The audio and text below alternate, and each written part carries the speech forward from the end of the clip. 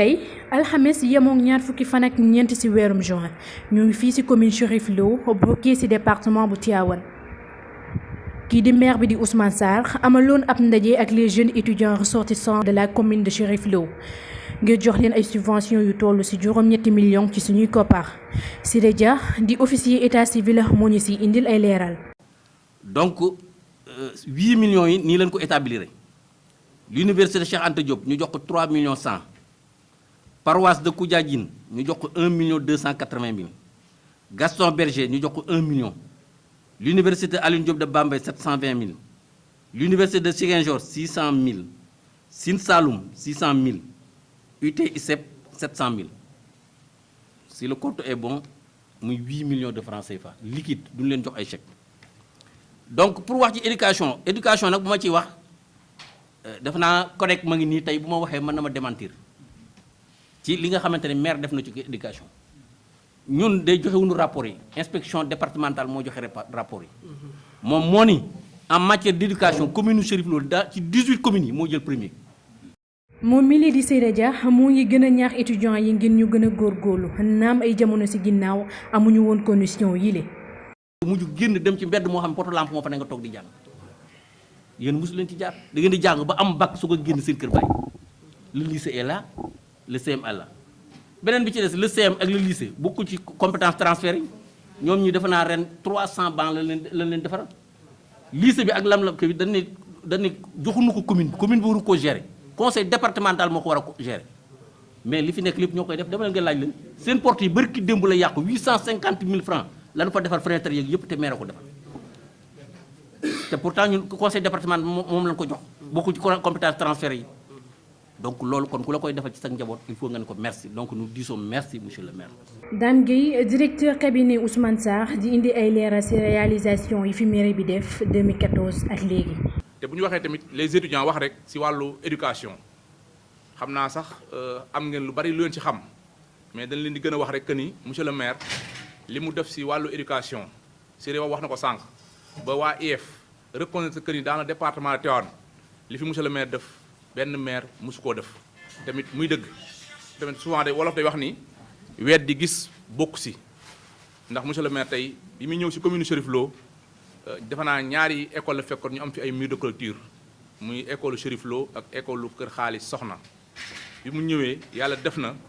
mu miire fi école Njaxate Njaasaan miire fi école Baaliga miire école Koudiadjine miire école Kër Thion miire école Kër Mathielène école Njaasaan école Kër Amari Kumba bi nga xamante ni ma taxaw foofu ci Kër Amari Kumba ñi ngi ko créé woon en 1962 di école bi nga xamante ni moo njëkk ci commune Chérif Lo de 62 ba monsieur le maire ñëw lañ ko clôturé kon loolu tamit mu nekk jéego yu am solo ñu ko siy remercier baax taxawaayam miire waat école Kër Xaalis Sarata miire école Kër Magay Ndaw kon gis ngeen li nga xamante ni moom la def si ay réalisation fi nga xamante ni moom la yóbbu wàllu éducation tamit bala ngaa nekk étudiant da nga jaar si école élémentaire yi donc si wàllu construction de salle de classe loolu tamit ñu wax leen si tamit ngeen gën koo xam gën koo yóbbaale bu leen demee tabax na ñaari salle de classe yi école Chérif Lo tabax 3 salles de classe école Kër Thion Sarr tabax 2 salles de classe école Kër Mathielène tabax benn salle de classe école Kër Xaalis Soxna tabax benn salle de classe école Kër Gaari Sall tabax benn salle de classe école Thiawoune Pël nekk nouvelle création muy Thiawoune Pël ak Mbengeen ak Kër Yoro Sadio donc monsieur le maire tamit également di def ay lu tuddee ay réhabilitation ay salle de classe yu si mel ni école Kër Amari Kumba Kër Magay Ndaw yooyu yëpp mu def ko si wàllu éducation ay dotation de table banc muy jàppale école si ay table banc moo xam école élémentaire yi di dem sax ba si CEM yi te ku ne xam na ni CEM li ñuy wax domaine de compétence transférée donc CEM yi ak lycée yi bokkul si compétence transférée bu maire yi moo tax monsieur le maire am loolu su koy def tamit donc day war tamit étudiants yi xam ko mën ko see jaajëfal parce que dañuy wax 9 domaines de compétence yi nga xamante ni moom lañu jagleel les maires école CEM yi ak lycée yi bokk si donc te monsieur le maire mi ngi jàppale bay jàppale CEM yi di leen jàppale bu baax a baax a baax ba jamono bee passé rek la def réfection CEM bu Chérif Lo bi defaraat porte yeeg fenêtre yi la fa yàqoon lépp mu taxawu ko bu baax a baax a baax loolu lépp tey dañ ko si jaajëfal yëkkati tamit machine bu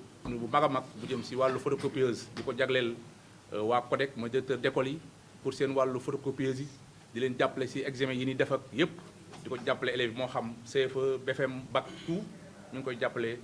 ñi nga xamante ni ñoo nekk si ci commune bi Chérif Lo donc jënd tamit benn oto jagleel ko élèves yi nga xamante ni ñoo nekk ci biir commune bi di jàngi te loolu lépp tamit ñun ñi ba nekk élève mënuñu ko am mën nañu ba ñu jàngee Chérif Lo sax dañ daan ne fii dañ daan joxe fii ñu ne fi di jàng bu fekkee ne ñu wàcc dox dem ñibbi Kër Massamba Gueye gañ dëkk donc kon loolu lépp tey su ko maire def tamit laaj na xale yi xam ko ba man ko see jaajëfal man ko see remercier ñu war rek ni taxawaayam ci wàllu éducation parce que bu ñu waxee étudiant wax éducation donc loolu lépp dañ ko ci sant di ko gërëm bu baax tey nag mu ñëwaat yëkkatiwaat somme 8 millions de francs CFA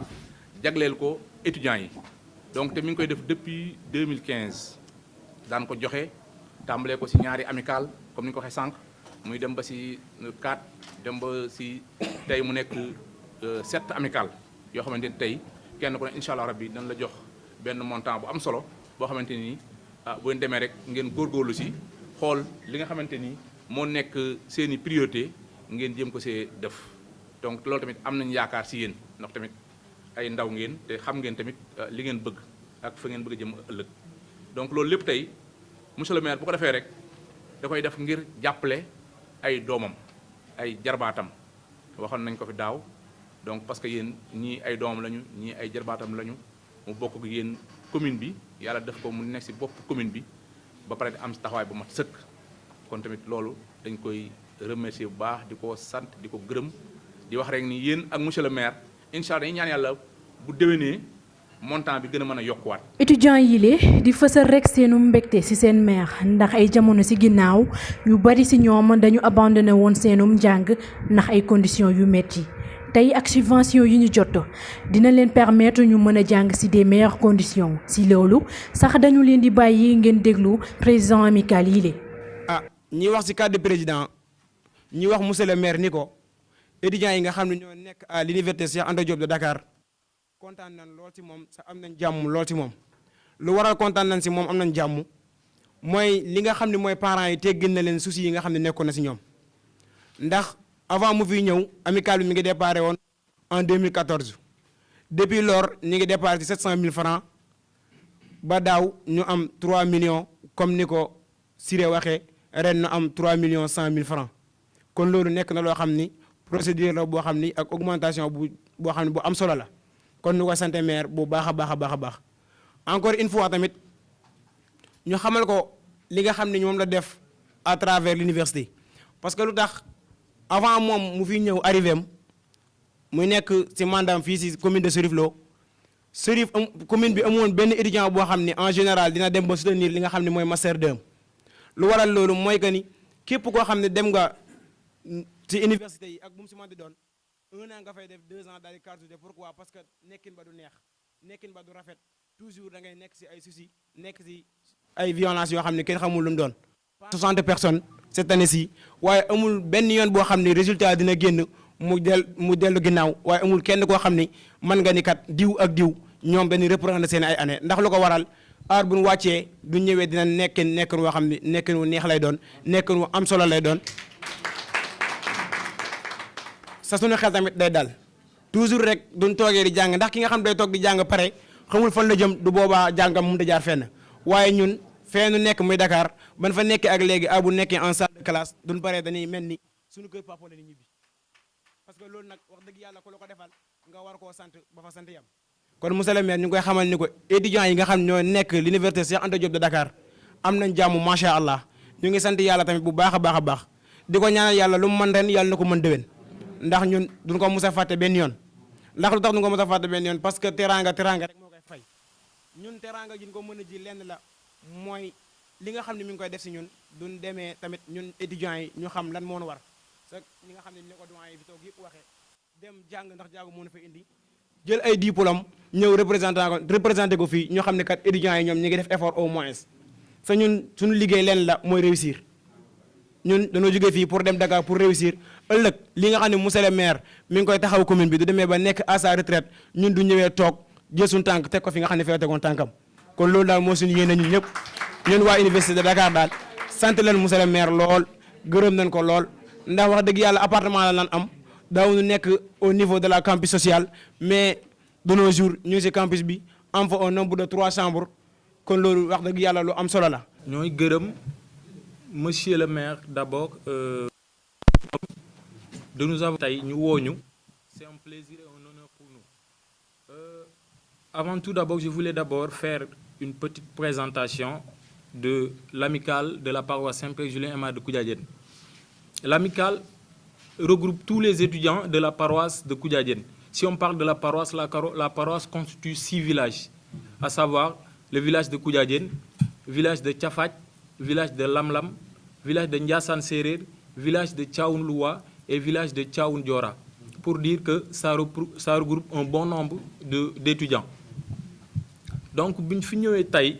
ñu woo ñu pour cérémonie bi municipale bi yëpp sans exception. Donc yaakaar naa ne comme ni ñu ko waxee woon daaw aussi buñ la woowee ci dara déjà la moindre des choses nga ñëw répondre ñu ñëw fi fekk fii lii de passage di remercier nos frères étudiants aussi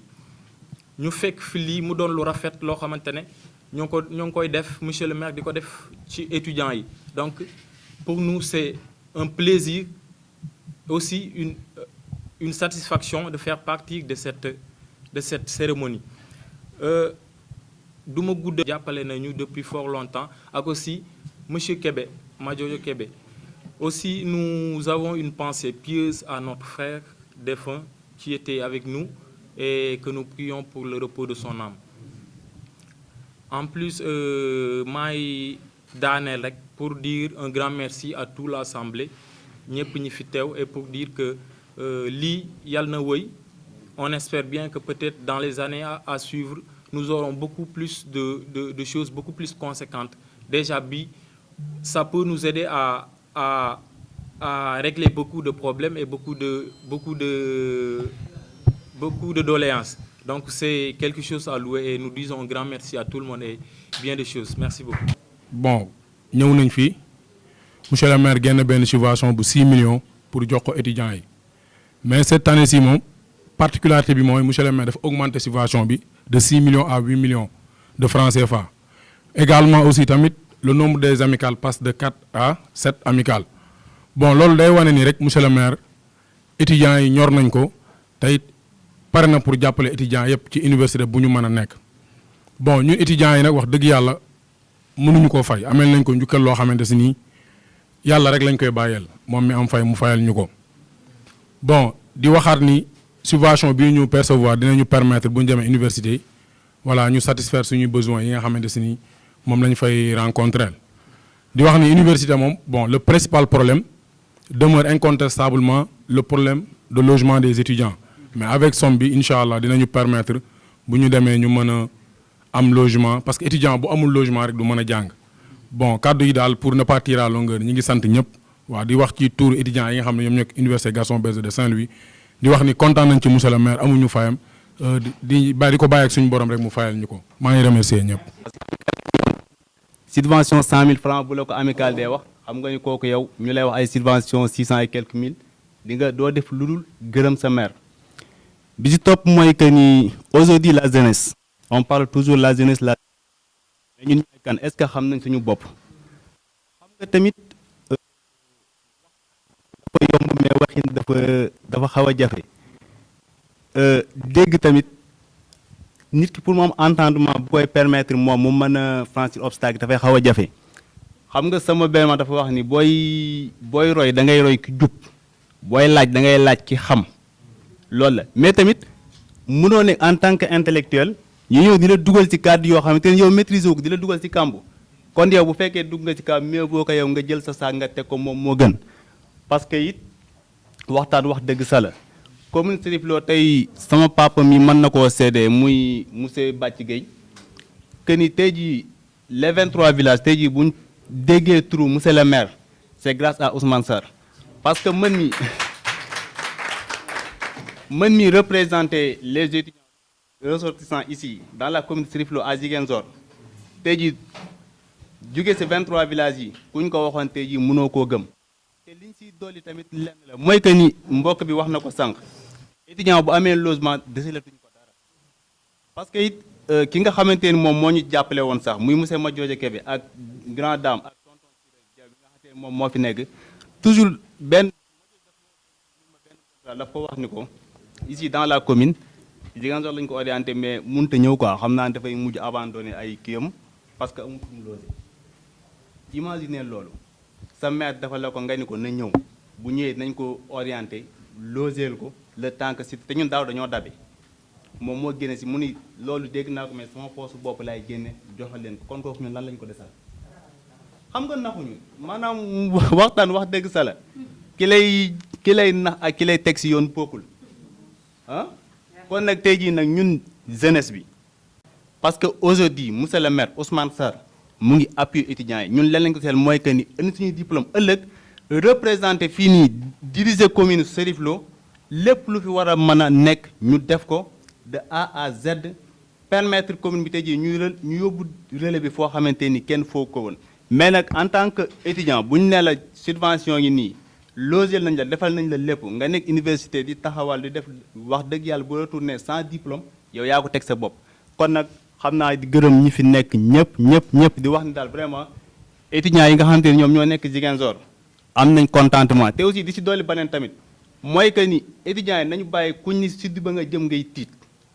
sécurité bi nekk fii moo nekk foofu souvent dama koy wax nit ñi ni leen aujourd'hui Assane Seck bokk na si les meilleures universités du Sénégal bokk na si kuñ ni université as kii sud nga jëm amal courage nga ñëw xam ni mu ngi mel ni Cherif gii nii nga jëm Cherif gii nga ñëw lycée yi nga ñëw ngeen bàyyi di xaw a am benn ragal bi dara nekku fa moo fii ñooyam benn message la bonte en parenthèse loolu ma dugal ko fi parce que kon si duba rek moom jeexale na quoi waaw di gërëm ñëpp waa di leen di leen ñëpp waa ndax i tamit bu ñu waxantee dëgg rek man fa ma nekk am na amical yu bëri yoo xamante ni am ak naa ñoom ay contact waaye amical bu mel ni fii ni Cherif Lo comme si que li Ousmane Sarr di def si étudiants yi wax dëgg yàlla kenn mënu koo nier c'est une chose boo xamante ni c'est à saluer vraiment aussi tamit dañ koy rafetlu bu baax a baax a baax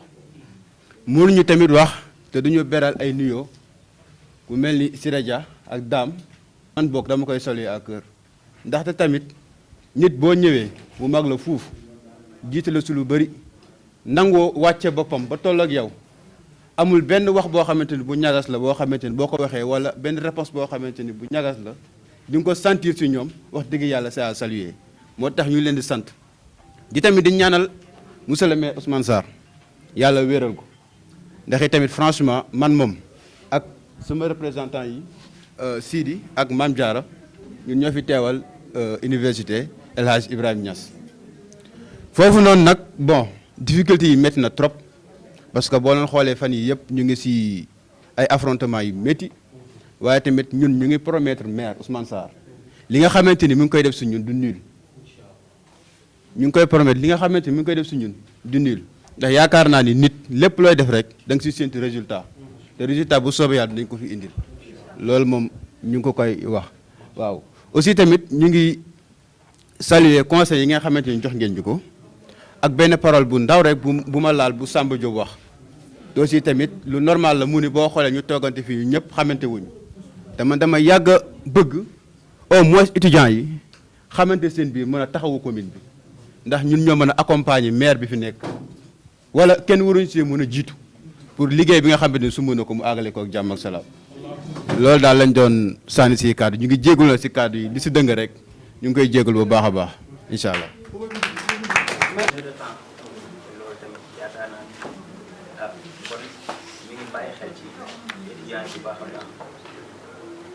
si des mooy li nga xam ne nii mooy li ñu fi dajale muy situation yi nga xam ne nii moom la étudiants yi war a jël loolu noonu ñu ngi ciy sant monsieur le maire bu baax a baax a baax a baax parce que tamit mooy comme li ñi ñëpp wax rek ñun Bambey ñun bokk na si étudiants yi nga xam ne nii am na fa loo xam ne kenn amul muy tey chambre yi njël di ko fay benn étudiant bi yëkkati xaalis participer ci weer benn te Bambey li muy yaatu yaatu lu bëri ay amical ñun rek ñu fa am macha Allah kon loolu tey bu amee ñi ci sant maire bu baax a baax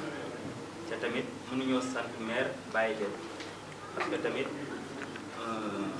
un bon gouvernement ne peut se tenir que si li la maire doon doye je pense que ni muy yow muy tonton Siré mi ah yéen a ngi doxal seen mission daal. voilà kon loolu ñoo ngi leen ci sant bu baax a baax a baax. tamit Bambey nag peut-être ku fa demul mais ku fa dem di nga xam ni région la boo xam ne nii dafa tàng tellement xam nga am nañ ay difficulté ci ay ndox ak yooyu noonu. ndox bu am calcaire moo fa am mooy yi nga xam dañ koy naan di amee ballonnement ay biir yu métti et tout ça. man moom maa ngi Ngoundiane. foofu noonu ñu nekk ndox bi day dem ak yooyu noonu. ma génn sama xaalis 500 jox leen jënd ndox jox café xam nga mais daal foofu noonu vraiment mais réussir na ci ni muy rassembler étudiants yi. xam nga xamante connaissance bi yaatu ku nekk xam nga xam ne yow fii nga jógee nii tey kii ni sa mbokk la affaire yooyu dëkk bu rafet toog yu waxtaan seen biir tout ça di jàppalante muy action boo xam ne nii tey ñu ngi ko ci sant bu baax a baax a baax tey lii nii yombul quoi franchement peut-être man moom mënuma toog wax ci mbooloo et tout ça may jéem rek mais en quelque sorte xam naa ne tey li mu def nii lu jafe la kon tey en quelque sorte aussi ñu ngi koy ñaan yàlla gën ko dimbale li mu man ren bu déwénee mu man ko ëpp ba tey yàlla tamit bëgg boppam parce que maa ngi dégg ñu dafa xaw a tawat